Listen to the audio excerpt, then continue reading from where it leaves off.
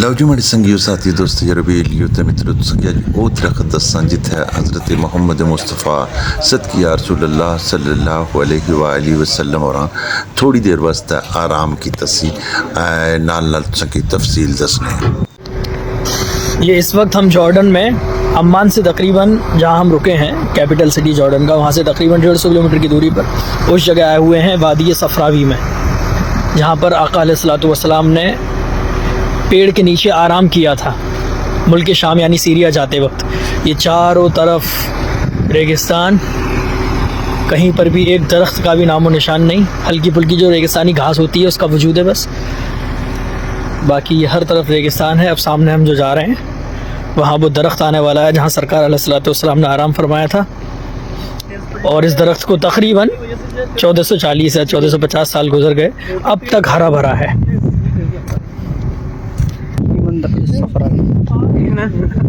بدایت الصفراوی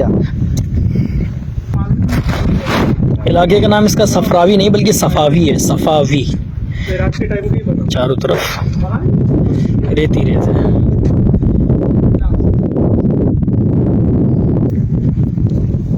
یہ اس درخت کے ہم قریب پہنچنے والے ہیں جہاں آقا علیہ السلام نے آرام فرمایا تھا. یہ بورڈ لگا ہوا ہے جس پہ عربی میں لکھا ہوا ہے موقع الشجرہ المبارکہ التی استظل بظلها رسول اللہ علیہ الصلوۃ والسلام, the site of the tree of the Prophet محمد صلی اللہ علیہ وسلم. ابھی اس کے اندر ہم جائیں گے, اور سامنے شجر مبارکہ.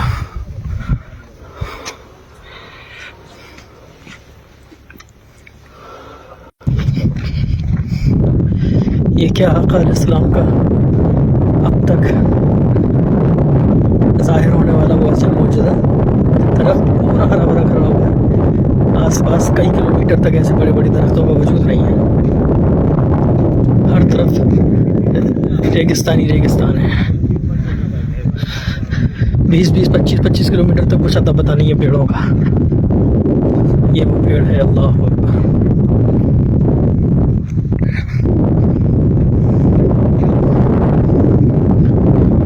اللہم صلی علی سیدنا مولانا محمد وعلی آلہ وصحبہ اجمعین. اللہ اکبر.